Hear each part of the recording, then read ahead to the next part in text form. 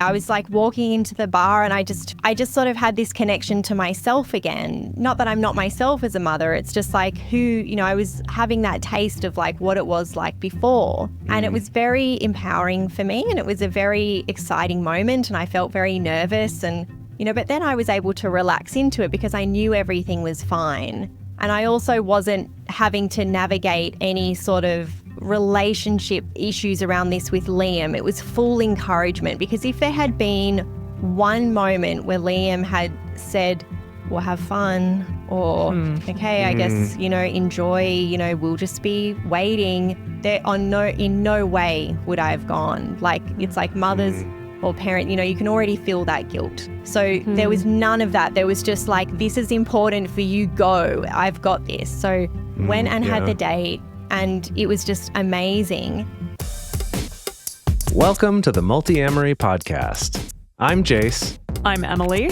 And I'm Dedeker. We believe in looking to the future of relationships, not maintaining the status quo of the past. Whether you're monogamous, polyamorous, swinging, casually dating, or if you just do relationships differently, we see you, and we're here for you.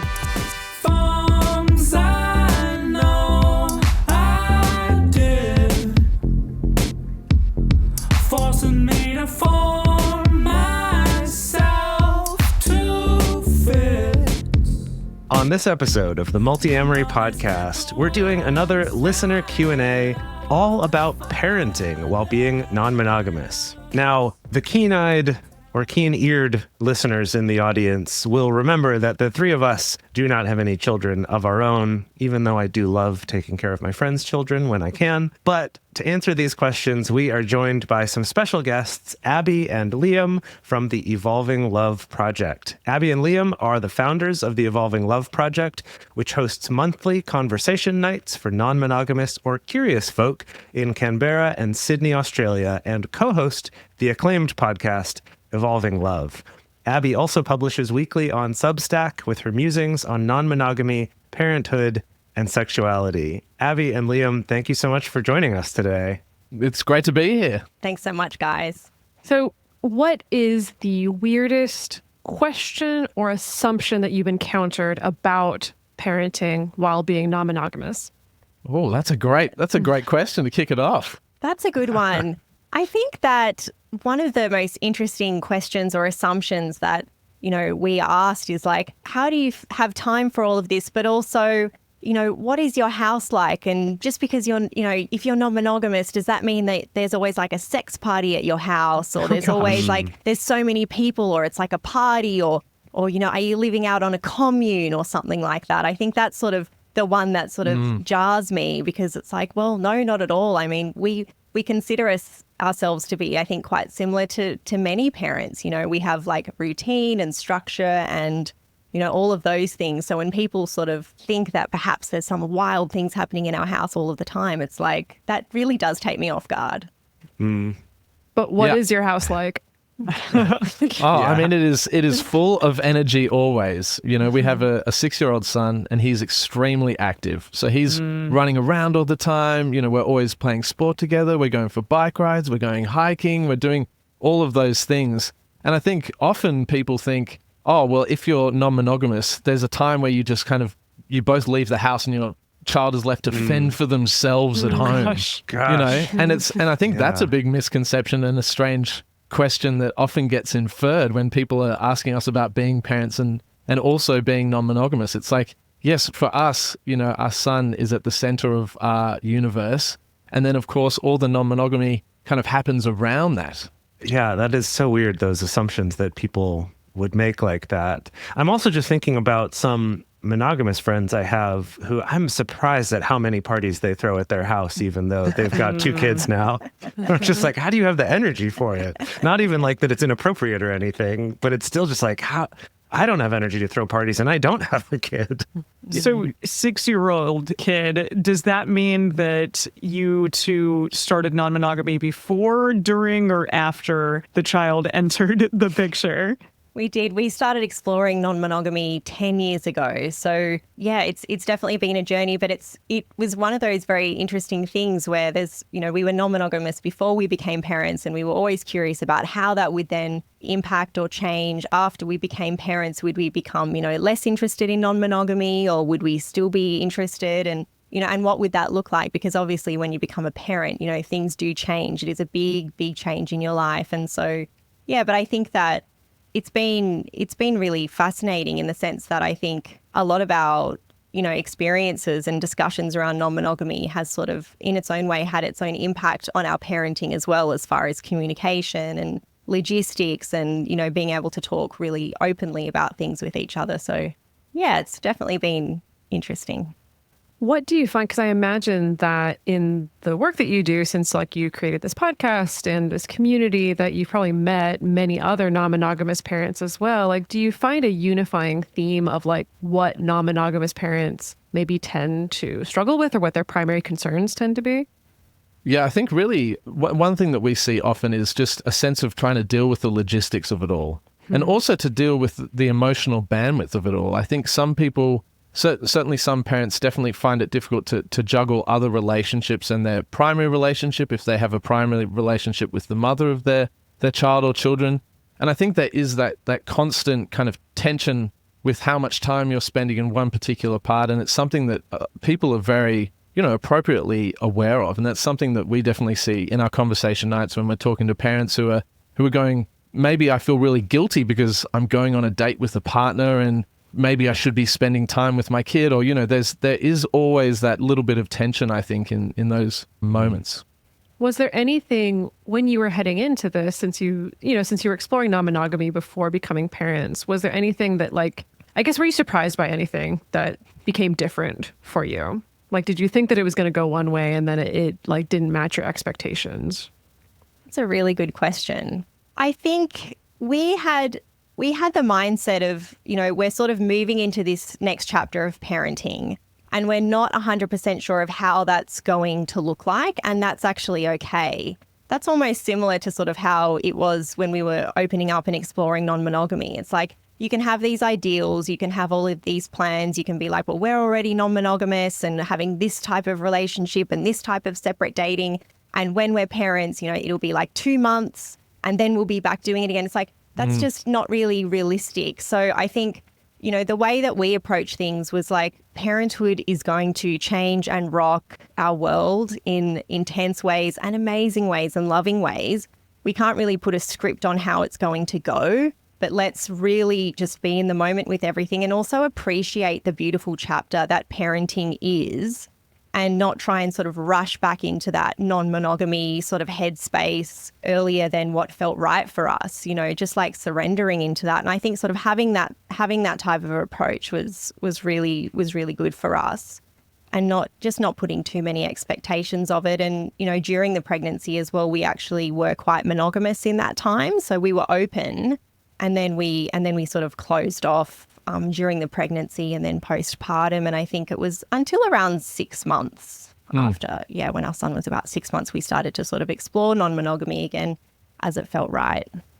I think a lot of criticism of a nuclear family tends to be that it is rather isolating, and it's difficult for people to have any sort of identity outside of just the small sort of insular configuration that sort of brings. But would you say, being non-monogamous, has it been easier to sort of break free of that? Is it more a situation where it takes a village and you have the opportunity to have bits of co-parenting with multiple people than just the two of you?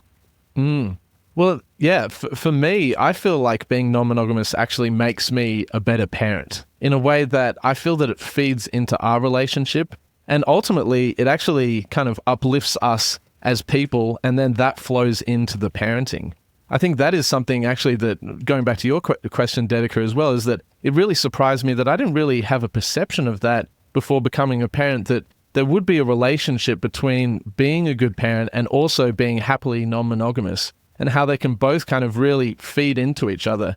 For instance, often if one of us are going on a date, for example, when we're separately dating, we have an amazing date, we come back home, we're feeling energized, we're feeling ready to to get into the chaos of home life. And it does give us a sense of a little bit of escapism, I guess, in some ways. And I think certainly Abbey and I have chatted a lot about, for her as a mother, I think it's been amazing for her identity not to be just wrapped up in being a mother. There is this sense of she can be celebrated as her own whole self on top of being an incredible mother as well. So this is getting ahead a little bit because I'm remembering that we got a lot of questions in particular. I didn't include a specific question about this in this episode, but people really wonder, and I think sometimes struggle with, but how do you resolve like the labor imbalance that can happen when it's like you're going out on a date and I'm at home with the kids, right? And especially if for a lot of people, it's not always a very balanced situation where like you have your outside partner and I have my outside partner. And so we can find a way to balance that equally. It might be I have a long established outside partner and you're just like going on first dates, or you have very new relationships, and so those require like a different time commitment than the established partner. So like, what have you discovered about what's worked for that balance when one of you is out of the house?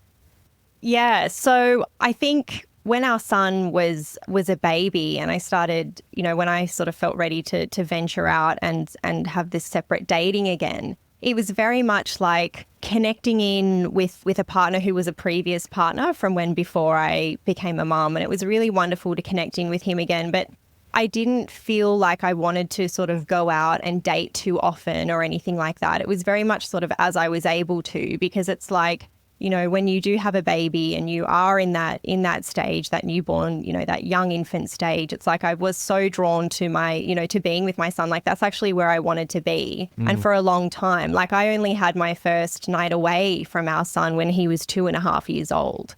And that was completely great for me because I didn't want to be away from him. I wanted to be with him. And so for Liam to go out on a date and to see somebody is like, I'm happy for him to do that and have that time, for him to have that time, because I'm also like, I actually wanted to be with our son. So there are imbalances sometimes, but it's like, I think it really depends on like how you're feeling with that and what you want. And I didn't, I was really happy with that. But Liam and I, we don't have, like, we are non-monogamous and we have ongoing connections with people that can span for years and years and still do. But I mean, we're not sort of polyamorous in the sense that we have, very intense regular partners who we would see multiple times a week, who would be really looking for this sort of shared sort of building of a life together. We're not that style of polyamory. So for us, there is kind of also a flexibility in that, which feels quite, just sort of practical for how we are in our life. And so that's not sort of something that comes up too much for us, I feel.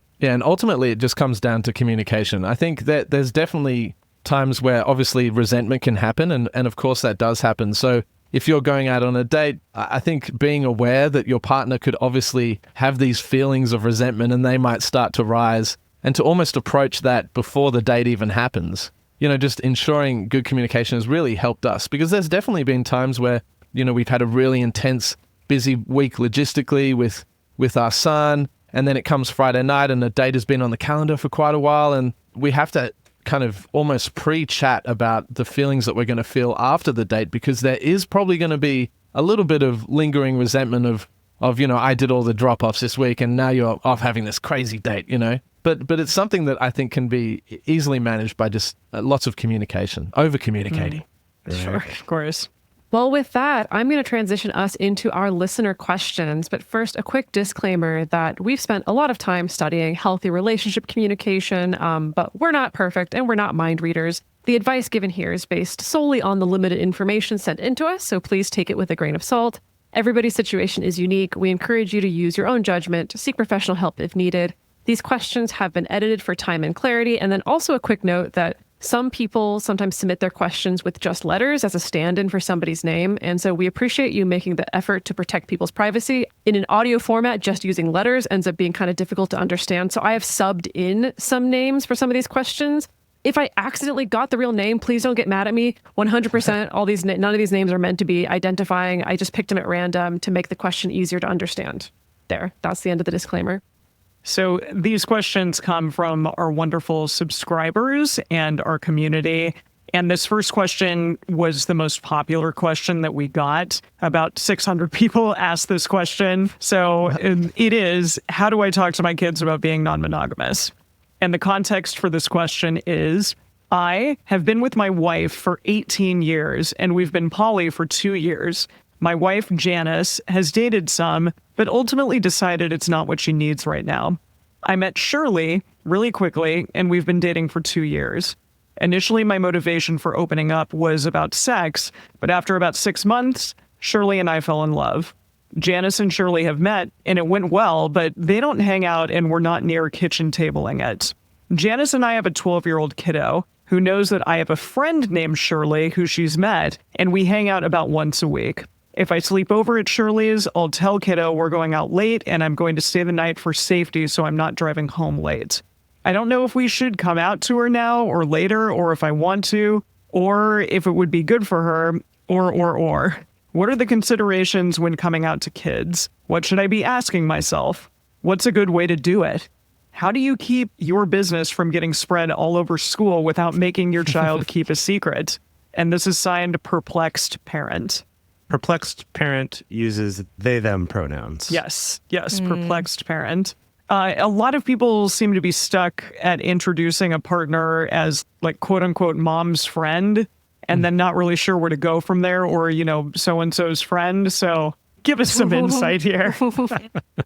Yes. Well, this is something that we actually talk about often because, you know, we're not at this stage yet of, you know, sharing with our son that we are non-monogamous. He's 6 years old.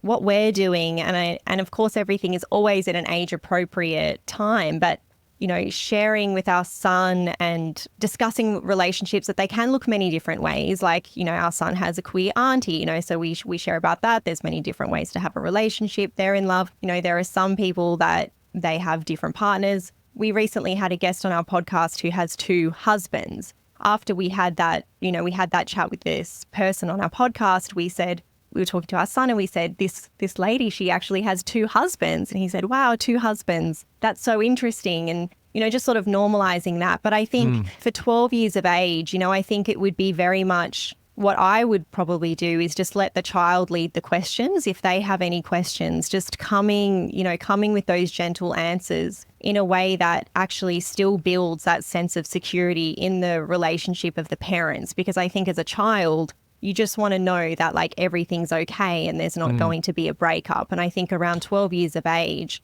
you know, they will probably, you know, in the school environment, there would be other families that are going through breakups. And, you know, of course, there is all of the conditioning with, you know, if there is somebody else on the scene, a new partner, that means a breakup must be coming. So I think first and foremost, coming at that place of we are in a stable relationship, we're happy, we're a family, we're a together family. We also are open to special connections with other people that are a little bit different to a friendship. And if you have any questions about that, you can always come and talk to me about it. But of course, not getting, you know, I wouldn't go into talking about my sex life or anything like that because a child wouldn't want to hear about that.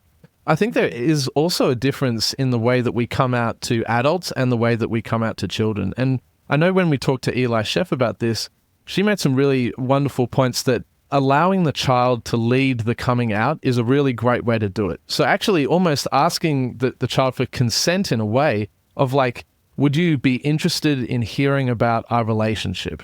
You know, it's not a question of let's sit down at the dining room table and we're going to have this big revelation and then this kid has to kind of deal with this emotional landscape of everything. I think it's a really generous thing to do, especially for a kid who's entering their teenage years and is extremely sensitive to the dynamics of everything, not just their parents' relationship, is to say, are you in a place where you feel like you want to receive this information?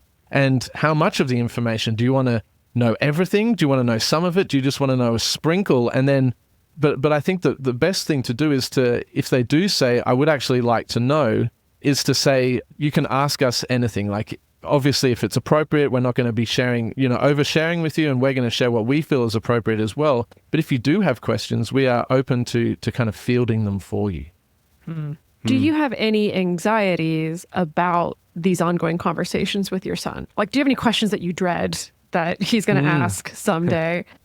I think the biggest anxiety that we have with our son is not actually between his relationship with us and our relationship with him. We feel really strong in our connection with him. I think the anxiety actually comes from other people around him within his life, particularly at school.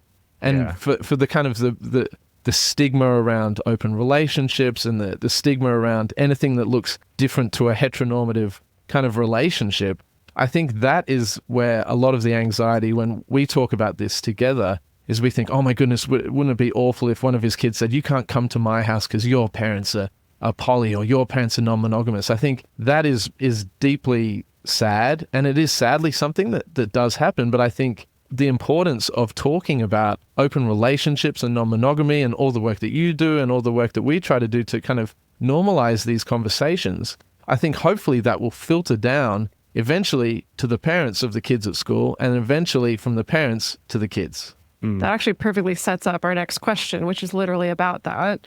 Yeah. So the follow-up question, it was not actually a follow-up question, but it could have been, which is, how do you approach having conversations with other parents? For example, other parents at school about non-monogamy. We have a lovely and inquisitive 8-year-old daughter who tends to pick up on things pretty quickly. We have our vague cover stories about hanging out with friends, but we also suspect at some point she will realize what's going on. As we prepare for either telling her one day or having her find out, we've been a little bit hung up on one of the details. One of our concerns is for any parents of her friends that find out through her. Other parents may not be as understanding and may forbid her from hanging out with their kids, or worse. We want to teach her to be authentic and as transparent as she wants to be with people, but also advise her that this information may not be conducive to her social life at school. Is it just as easy as letting her know you probably don't want to share this with your friends? Or how can we communicate that when the time comes? And this is from Prognosticating in Portland. We also got a very similar version of this from Incredulous in Indiana. Lots of good sign-off names. Brilliant. Wow. Yeah, I would say with a situation like this, when sharing with the daughter about this, she's curious, she's going to be picking up on things, they're having other partners around. She might be, witnessing the affection that's happening. Children know, they do pick up on things. I would say with the conversation, not to sort of instill any fear or anything, but just say, not everybody would sort of understand the care that we sort of have in our family for our partners or for our friends. So it is something to be aware of. If you are sharing with friends, they might have a bit of a reaction to it because they might not understand. They might not know many people that sort of have relationships in this way. And if you want to talk to me about it, please do. And as Liam said, we can have the conversation and all of that. But when it comes to the friends of parents, I mean, we're in a little bit of a different situation because we are out there. We are, we're podcasting. We're sort of, people know in our sons in the school community. At school drop-off, I'm pretty sure no parent doesn't know that we've been on national TV talking about open relationships. Yeah, so I wanted to ask about that. But exactly. This is another layer of coming out, right? It's not just this is our personal life, but this is also a little bit of our vocation as well. Yeah, right. For you but in a way, coming out in such a public way for us was actually easier than having really delicate discussions with, your child, and then it kind of feeds into this gossip mill that can sometimes happen in the schoolyard. All the parents kind of looking. I know Abbey was at a coffee shop recently and there were some parents around from the school, and she was like, you became paranoid that they were kind of looking over at you and you were like, oh, I bet they're talking about the fact I'm in an open relationship, Yeah, that did happen. But I think it's Liam and I we've sort of taken on this idea of we're sort of really going to own the narrative. We don't feel like we have anything to sort of be ashamed for about this. So, with other parents, if we're talking, just sort of saying, we're in a different spot. So I sort of say, oh, we do sort of have a podcast about this. Oh, what's the podcast about? That's sort of where we're at. But I think, just sort of if we are thinking about normalizing it, but letting people know, it's not going on about it or it has to be a big announcement, but I was with my other partner this weekend, and then sort of waiting for someone to be like, oh, is that your other, what does that mean, your other partner, and sort of just mentioning it. in that way, sort of owning the narrative. Because I think people can get very sort of caught up when there's like a secret. That's sort of when it's this gossipy thing. But when you're just sort of, you're standing in your truth with it, if you can, not everybody can. That's the thing. So that can be very tricky. But I think as far as the daughter, just sort of explaining that, not everybody will connect and understand, and that that's okay. Doesn't mean that there's anything wrong that's happening. There's nothing wrong or unethical or hurtful or harmful, really sort of instill that. But even though that it's not that way, people might still have a little reaction to it as well. And that if, to the friend, if the friend is saying different things, hurtful things to say to the daughter, let your friend's parents, they can come and talk to me, or, would you like me to reach out to them and just let them know that everything's okay. And one thing, if I can jump off that, one thing that I think is really important, and maybe it's a more broader comment on parenting in general, but we have this kind of tendency, and we often feel this pull as well, is to wrap our kids in bubble wrap, and like no negative thing can possibly be said around them. And then there runs the risk of actually not building resilience in your child. Like, our children are going to have difficult conversations with their friends, not about our relationship, but just in general. And I think if you come to accept that, at some point our kids are going to have difficult conversations, we can give them all the tools, hopefully, that they can go into those conversations and communicate it beautifully and in good faith. I think they will be able to have these conversations about, if the parents are in the schoolyard talking about non-monogamous other parents, they can go, oh, well, everyone's different, and, there's different ways to have relationships. Right. I think as adults, at least, and I understand that I'm coming at this from that lens, we can sort of understand and recognize who is safe to speak about a certain thing and who isn't necessarily. And I don't know if that's also something that children can perceive or understand from a young age, that, oh, this person has two moms, for instance, and so they may be more open to the idea of something non-normative, and therefore they are safer to come to or talk about more openly about this kind of thing. I mean, that becomes challenging potentially because, of course, as adults, we do also have to navigate the fact that some people are safer than others. Some people we do choose to be out towards, and others we don't. But it's just interesting having a young person potentially have to navigate that as well, but also what kind of lessons can be learned from having to do that.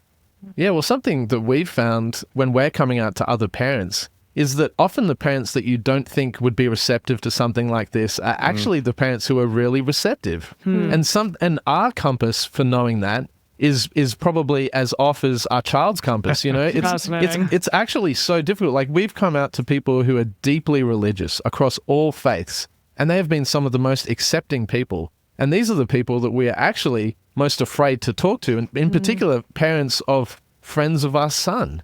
If we can kind of come out in those situations and then be received with love and kindness, it does make you question, like, even if you approach any conversation with anyone in the appropriate way, is everyone a safe person? Now, of course, obviously there's people that are less safe than others for sure.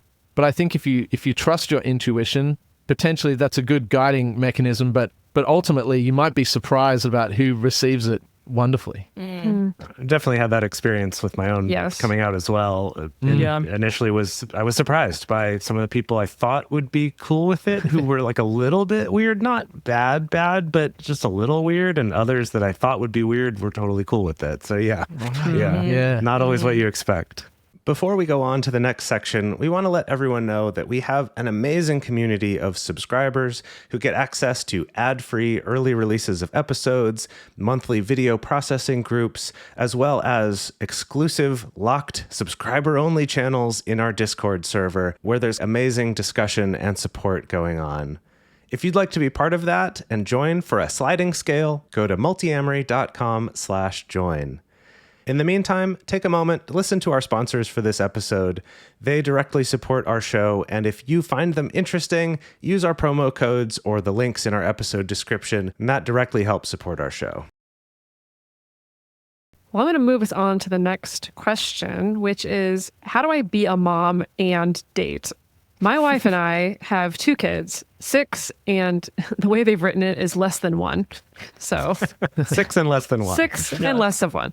I'd label her description of herself as some kind of gray ace, and for the past 5-ish years, we haven't had a sexual relationship.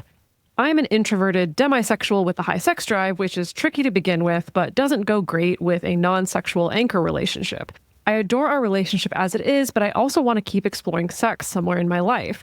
We're both poly in theory, but neither of us has ever had much of a relationship with other people. I've been trying to get out and meet people, but it feels so hard. It's hard to find time, to find energy, and to get in the headspace. I don't know how to get out of parent mode and go on a date. And so much of dating involves texting and messaging, which I feel like I can't do from the couch while my kid is watching Mickey Mouse. My head is in the wrong place. Also, I'm breadwinner mom and she's full-time mom, so any non-work time I spend not momming feels a bit unfair. How do you square things so you can be a parent and take time just for yourself without unfairly depending on a partner to carry your share of parenting for you? That was sent in by Wanting More in Western Massachusetts. Wow. Yeah. Okay, so I really connect with this. There is definitely, you know, when you're a parent, you can feel you're so caught up, you're so busy, there's so much happening, and it's like it's in your head, it's sort of all over you. And also that feeling of being super touched out as well with kids. You know, they're just constantly sort of, you're always tending to them. There's the hugs, especially with a baby that is less than one. You know, it's very, very full on. You know, I think for me, I can only sort of think back to my sort of own experiences with this and sort of how I navigated things. But I remember, you know, when our baby was, you know, when he was one, around that time, just holding him so much and being so involved and so in that headspace where it really is tunnel vision and you're very, very tired and you're very, you know, you're giving so much to your baby who you love so much and you want to be doing that. But there is that thing. It's very hard to kind of switch zones and immediately sort of come into this sexual place and all of that. And I think something that was really important to me was trying to actually, instead of walking from, you know, putting on like one sort of outfit or persona of who you are as a parent and then stepping into the sexual space or the dating space, was actually really valuing some decompression time as well, you know, if you can, but actually, you know, scheduling that in as if it is, you know, as if it were its own date, you know, actually having a bit of that time for yourself, because it's like just going from that, you're in that Narnia in the wardrobe and then straight into the other world, and just having a bit of like buffer, you know, in between to sort of center yourself and exhale. You know, you have to have that time to sort of exhale to then be able to step into the new space. And, you know, as far as sort of navigating and balancing that with another partner as well, which, you know, has sort of different needs and is coming from a really different place with this, I think, gosh, we say it, you know, all the time, but communicate so much about that, but also what it means and how would this also be energizing to the relationship as well, and what would dating somebody else, you know, how could that look then coming back into the family life? You know, as Liam said earlier, it's like, you know, being non-monogamous can be incredibly energizing, and it's like that beautiful energy of being seen as a sort of person beyond sort of in that family parenting role can bring such an aliveness and excitement that when you then come back home into that space, you can be so much more sort of energized and uplifted as well. So, you know, of course it's that balance, because it's not always perfect and we're not always going to be feeling like it's that, and there will be difficulties and resentments and things, but I think there's definitely a way to sort of to navigate that. And there's also a way as a supporting partner as well, to really make sure that you can support the mother. Obviously, in this situation, there's two mothers, but I think for especially with this particular question, there is that kind of difference in desires for sexual connection, I think, which the question asker kind of spoke to. And I think so, you know, if you are the person who doesn't have that really high sex drive and your partner does want to go out and date, there is a way as a partner that you can support that, I think. And that's something certainly that I felt really strongly about when Abbey was starting to explore again as a mother, explore non-monogamy. I really wanted her to kind of feel supported and to alleviate any kind of shame that could potentially come up. You know, I didn't want Abbey to feel, oh my goodness, like I'm a bad mother now because I'm taking a moment for myself. You know, self-care can look different. It can look like going on a date. It can look like going to the movies by yourself. There's so many different ways to do it. But I think as a partner, to support that and to try and alleviate any guilt that is probably going to come up for the mother, you know, I think that's really important as well. Yeah, this is making me think about some experiences I had when my best friend and his wife had a kid. And this was during the pandemic as well. They had their kid like the year before, right? So their childcare all disappeared. All of this happened all at once. And, I was trying to, one, get to see my godson a lot. And then also to help out and realize like they were in a tough situation and my work had been cut way back because of the pandemic. So I was trying to go over there. But I remember that especially the mom, she would really struggle sometimes to like let herself relax. Like I remember I was over there and we were playing with the baby together. And then at one point she was like, I'm so sorry, but like, could you please watch him for just a second so I can go pee? Because I haven't in 6 hours or, whatever it is. And I was just like, yeah, of course. Like that's why I'm here. Or that's part of why I'm here. Like, yes, absolutely. But I think that there can be so much of that sense of guilt, even in that like short term kind of like stepping away for even a moment means I'm failing, or I couldn't possibly like foist this on somebody else to have to take care of this kid. And it's been kind of an ongoing thing with them of kind of needing to remind them both like, no, I'm good. Like, I'm happy to stay here and watch him for a second if you need to just like eat or, oh yeah, drink some water or I mean, I remember in the first year of our son's life, we were living in New York City, and I'm a musician. I was playing a lot of gigs. And so often I'd be away for like the whole weekend, basically out doing gigs. And Abby would have friends come over to kind of look after our son just so she could have a shower, because it's just so intense, especially if you have that kind of balance where your partner's not around as much and unable to help all the time with kind of the child rearing, or it's in the pandemic, or, whatever the circumstances might be. There is so much bandwidth that gets taken up by parenthood. And maybe that's something that did surprise us as well. Like everyone tells us like, oh, just you wait, when you have a kid, everything's going to change. And it's like, you can kind of conceptually kind of think about that, looking forward. But until you're like in the weeds and you're like on a bouncing ball in the shower, you're running the shower because that's the only way your kid will go to sleep, and you're wearing them in the front pack. And then, Abby's like trying to get, half an hour of sleep because she's got to get up in half an hour to do the breastfeeding. And to then have the bandwidth on top to go, oh, let's be non-monogamous, it's well, I have a question lot. about that, because Abby, you mentioned that for you, after your baby was born, it was around 6 months that then you were like, okay, now I think I'm ready to explore and get back into this. And what was that moment like for you? Like, how did you know? Well, the timing sort of worked out really well. So the person who I went on a date with was somebody who I had previously been dating before we were pregnant. And he had moved back overseas to London, and he happened to be back in New York. He was visiting. So it was sort of this like, he's in town, we'd love to catch up. And of course we had a catch up, with him, and, he met our baby. We went to the park and all of that. And then we were thinking, oh, well, it would be great to have a date. But what would the logistics of that look like with a small baby who I'm breastfeeding on demand? So, very, all of attachment, wearing him, holding him, skin to skin, all of this, I just wanted to be with him all of the time. And having the support of Liam was really fantastic because, as Liam was talking before about sort of guilt and shame and concern that a parent can have to step away from their child, Liam said, everything will be fine. If you want to go on the date, I fully support you. But let's make this as anxiety-free as possible.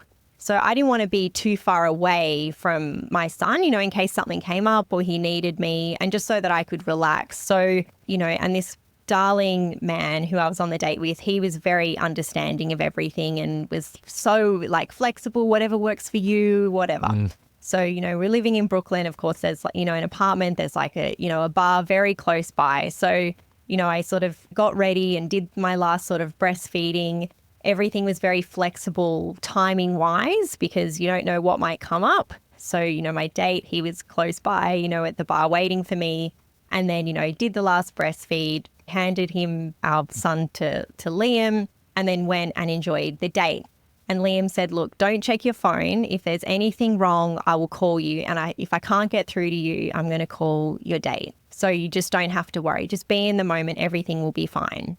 And so I went to the date. we had an amazing time and it felt surreal. I was like, who am I? Like, I'm dressed up. I've got makeup on. I'm nervous. I'm so excited to have this one-on-one time with him. I don't have a baby on me. I don't have a baby on me. I was like walking into the bar and I just sort of had this connection to myself again. Not that I'm not myself as a mother. It's just like I was having that taste of like what it was like before. And it was very empowering for me and it was a very exciting moment and I felt very nervous and, but then I was able to relax into it because I knew everything was fine. And I also wasn't having to navigate any sort of relationship issues around this with Liam. It was full encouragement because if there had been one moment where Liam had said, well, have fun or, okay, I guess, enjoy, we'll just be waiting. In no way would I have gone. Like, it's like mothers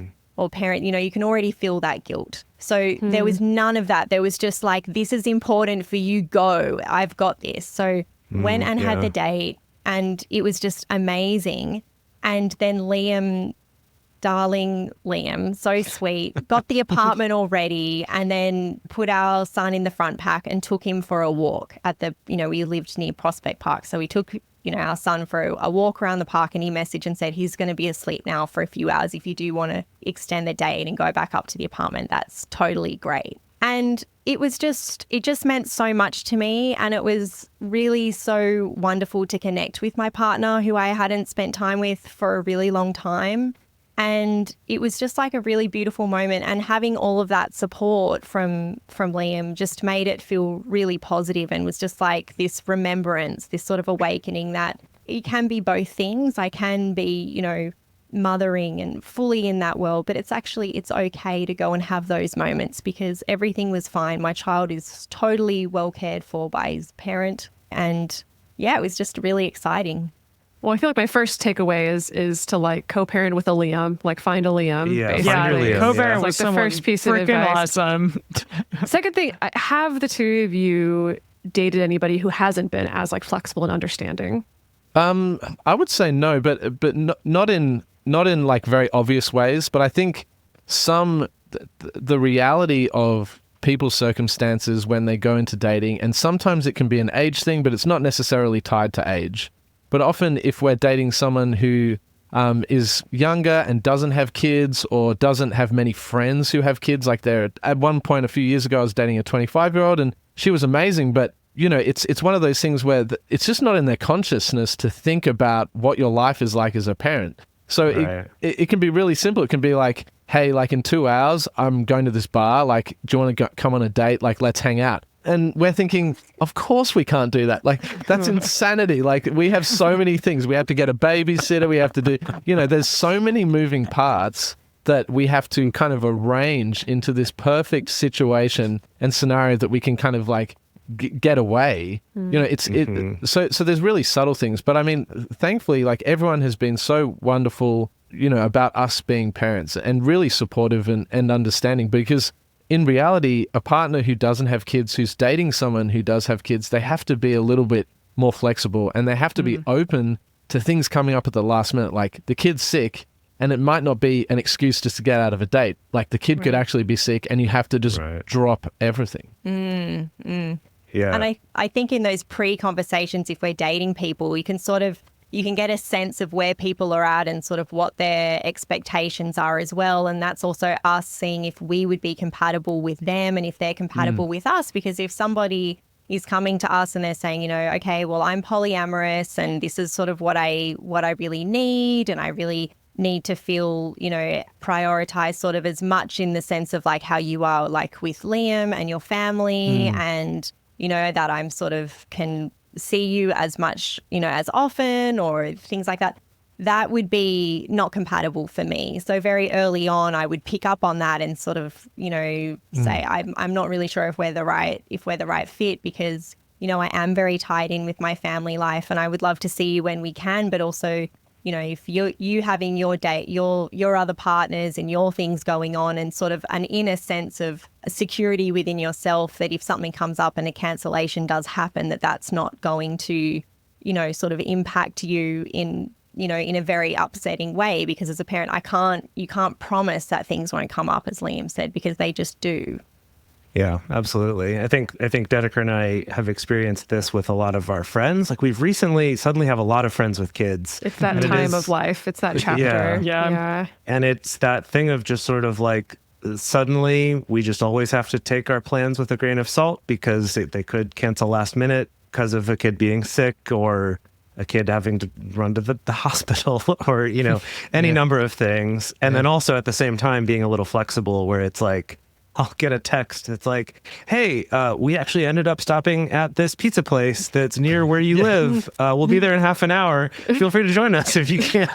Kind of being the more flexible one in that case, I was like, yeah, sure, I could drive over there for that. But yeah, needing to be a little more adaptable. So it makes a lot of sense that same thing would apply in dating. I did want to come back to this question here from Wanting More in Western Massachusetts before we go on to our last question of the day, which was, in this case, the question asker was saying that she's the breadwinner mom and that her wife is the full-time mom. And so for her, some of the guilt comes from that she's not already the one doing all of that. And so I wonder if there's maybe anything we could offer in that situation of like, how, like, is there anything that you could be doing or trying to facilitate for your partner so that they also get that time to themselves? Like they feel like they're also getting that, even if they're not using that to go on a date and you are. Yes. So with this situation, I think that breadwinner mum, even though her wife doesn't want to, you know, I think she doesn't want to date. It's sort of a different type of situation. But that wouldn't necessarily mean that she wouldn't go and do something that's really special for herself, you know, go and take that time or go and spend some time with friends or have an activity or, you know, just have a day to have like a, you know, rest in a park and read a book and all of these things that can seem very like simple and not a big deal. But when you're a parent, it actually is a really big deal. So I think it's like, it's not so much whether it's like a date or not a date, but it's like, I value you and I value your time and I appreciate what you're doing. And you know, raising children and being at home with the kids, like that is work. And I want to give you also some reprieve from that to do something that's for you, because, you know, the breadwinner mom is going to be going on a date and that is something that is for her. So it's like, it looks different. It's not the same because it's not the non-monogamous type situation, but it's like, it is time, it is self-care time. And so, you know, maybe offering that and like sort of almost prioritizing that first. And that was something that we did when we started dating again after we had our son. I started separate dating first again. And Liam really sort of encouraged that for me because I'm sort of in that different headspace to him. He's out working, he's gigging, he's having social connections more so than I am. I am, but with other sort of parent friends, but he's sort of more out in the world. So it was important for him to sort of help encourage me to sort of go out into the world before he went back into separate dating again. But also for the breadwinner, I think that's fantastic. But also for the breadwinner mum to also realize that her role as, you know, winning all the bread is an important one too. Like she is still deserving of great, beautiful experiences. And I think I guess it goes back to the way you view relationships, but certainly in a relationship like Abbey and myself, like we view everything as a team. Like we are working together as a team. And of course, there's going to be times where, you know, someone's winning more bread or someone's, you know, doing more of the child rearing or there's more housework being done by someone. And just knowing that it is a push and pull. And there's always going to be some kind of disparity in all sorts of different things. So everyone is deserving. It's really just a way, as Abbey said, of figuring out a way that everyone can feel appreciated in their own way. Yeah, it makes me think of, you know, Eve Rodsky in her Fair Play book. She talks about this concept of like the 4-hour vacation and this idea of like both partners / parents working together to make sure that we're able to carve out like that each person has access to their own 4-hour vacation, essentially, whether that happens once a week or like once a month or something like that. And this idea that you're both working together to make sure that each of you has access to this time that's set aside. That's not just for catching up on the laundry, and it's not for like, oh, I got to drag myself to the gym, and it's not like I got to sit down and you know, get this paperwork together or whatever, that it truly is like this time to think about creative projects or do like really good self-care or dive into an activity or go on a date or things like that. And yeah, I think it's really important, even if you don't have kids, that like you're in partnerships where people care about that for you and that you care about that for the other person. Like that just seems really fundamental. I love that idea of the 4-hour vacation. I feel like we should implement that. I think that's great for everyone to think about. It's fantastic. Yeah. Real quick, before this next section, did you know that you can get ad-free early releases of this show, as well as access to monthly video processing groups and exclusive private channels on our Discord server, all by becoming a subscriber at a sliding scale pay-what-you-can price? If you go to multiamory.com/join, you can read more, get access to that. We would love to have you as part of our community. In the meantime, take a moment to check out the sponsors on this episode. If any of them seem interesting to you, use the promo codes or the links that we have in our episode description, because that also goes a long way to supporting this show. All right, let's get into the final question of the day. How can we blend our families in a poly-friendly way? My partner and I have been single parenting our kids in different states for a few years, and we're now living in the same state. As a queer and poly couple, we are comfortable doing things outside the norm. We're working on setting up non-traditional living situation where we'll be next door to each other, each with our respective kids. We want to get married and share co-parenting responsibilities while also having our own spaces. Polyamory has been a great way to break out of default assumptions and build a life that meets our unique needs. However, both the mononormative resources around blending families and the examples I've seen of polyamorous married folks raising kids assume that both parents are living with all the kids, and the examples I've seen of polyamorous couples who are committed but have more separation and independence than the typical relationship escalator situation are almost never co-parenting together. We want the kids to feel the support of two parents. We want to be able to support each other in co-parenting decisions and tag team when things get tough, and we want to foster a positive relationship between all the step siblings. But we also want to maintain some independence and autonomy in our relationship. Aside from the logistical considerations, what suggestions do you have for facilitating this non-traditional blending of families? And that's signed, we can share a life, but not a kitchen. It's very unique and specific. Yeah, well, I think this particular person and the person who asked this question, I think they're actually doing a lot of the work already. Even in the question, it seems like they feel comfortable having this very non-traditional kind of approach.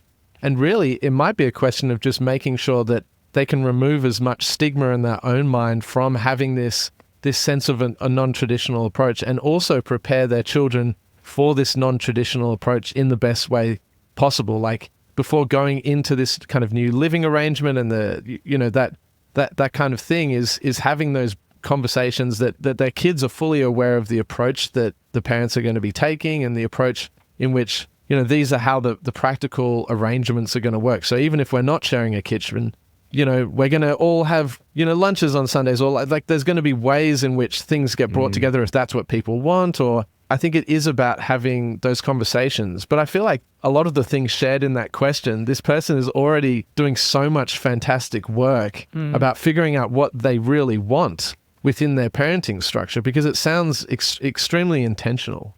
I agree. Listening to that, I'm listening and I'm thinking, I don't really hear what the sort of issue is around this. It sounds actually really lovely and pleasant. And, as far as like practicalities, I think they said something about they want to like live next door from each other or something like that.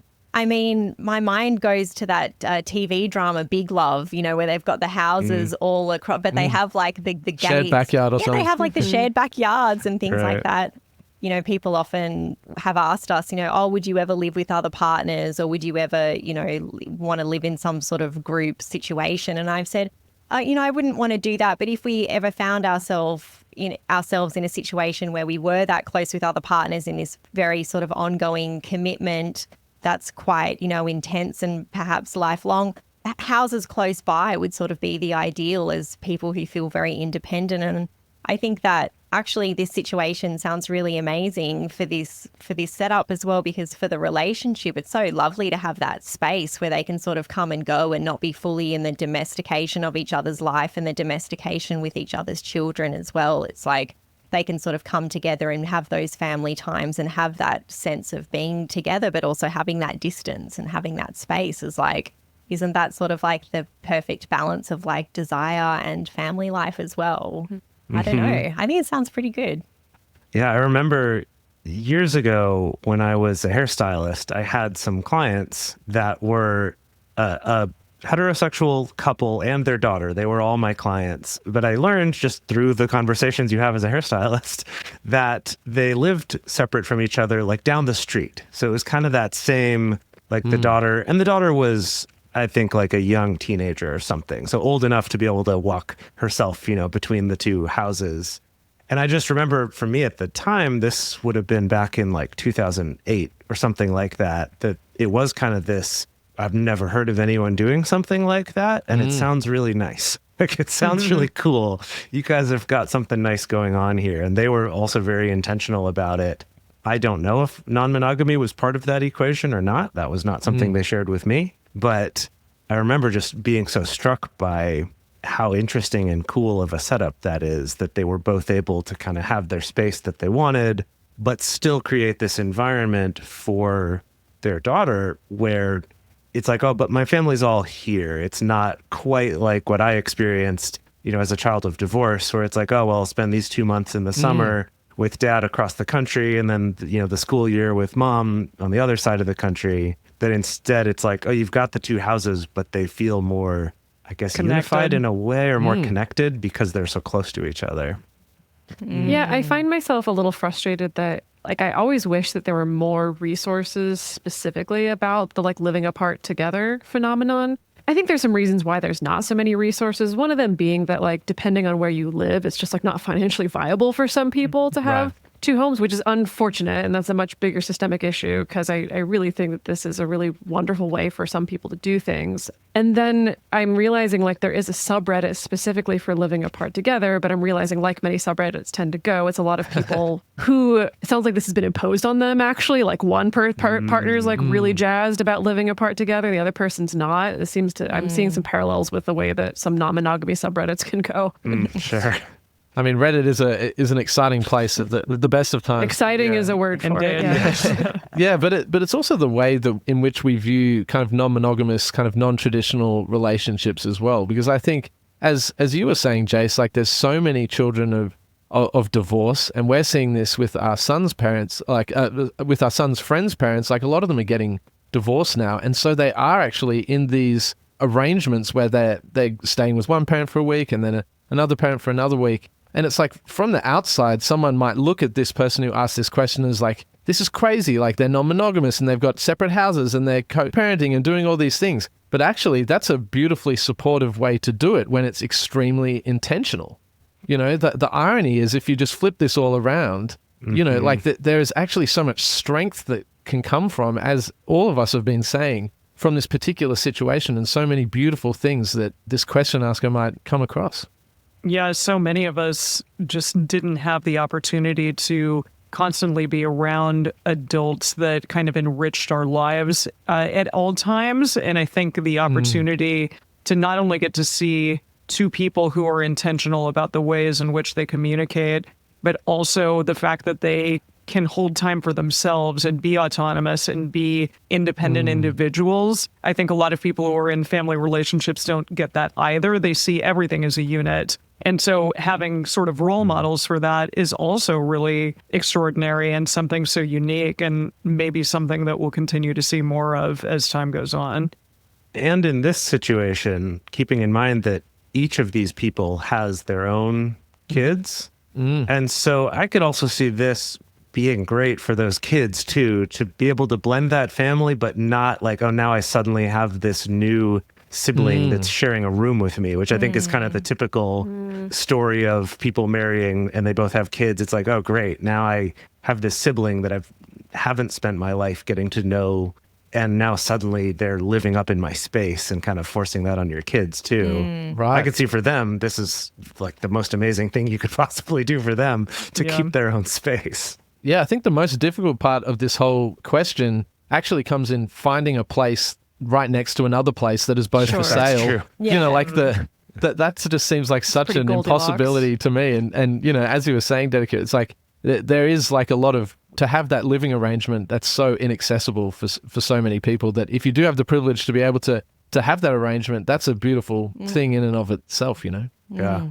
Well, as we wrap up here, first of all, to our listeners, if you're a non-monogamous parent and you're looking for more resources, we want to direct you to a couple of episodes in our back catalog as a place to start. So if you go all the way back to episode 171, that was when we first had a conversation with Dr. Eli Sheff.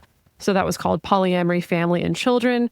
You can go back to episode 389. So that was another listener Q&A. That one's called Struggling with Honesty and NRE. But our special guest for that one was Libby Sinback, who runs the Making Polyamory Work podcast, who is also a non-monogamous parent. And they talk about that a lot in that episode. Or you can go check out our episode 390, What It's Really Like to Be a Polyamorous Parent, with Jessica Daylover from Remodeled Love. And Abbey and Liam, can you tell our listeners how they can also find more of you and your work? Wonderful. So, yes, we have the Evolving Love podcast, where we host lots of conversations with lots of fantastic people like yourselves who are recent guests on it as well. And then Abbey also has a Substack where she publishes all of her writing. And you can find that at evolvingloveproject.substack.com. Also have an Instagram page, Evolving Love Project as well. So for little shorter things that we share there. And yeah, we also have a little meetup group in Canberra once a month and in Sydney as well, and different things going on too. So yeah. Okay, excellent. Thank you so much for joining us for this and helping us out answering these questions that are really difficult for those of us without children to answer. It was a pleasure to come and chat with you. Thanks. Great as always. Thanks so much for having us on.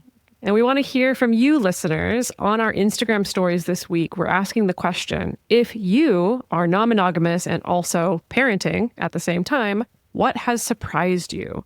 So again, you can go answer that on our Instagram stories at Multiamory_podcast. Also, the best place to share your thoughts with other listeners about this episode is in our episode discussion channel in our Discord server, or you can post about it in our private Facebook group. We also have a members-only channel specifically for parenting and one for family talk as well. You can get access to these groups and join our community by going to multiamory.com/join. Multiamory is created and produced by Jace Lindgren, Emily Matlack, and me, Dedeker Winston. Our production assistants are Rachel Shennework and Carson Collins. Our theme song is Forms I Know I Did by Josh and Anand from the Fractal Cave EP. The full transcript is available on this episode's page on multiamory.com.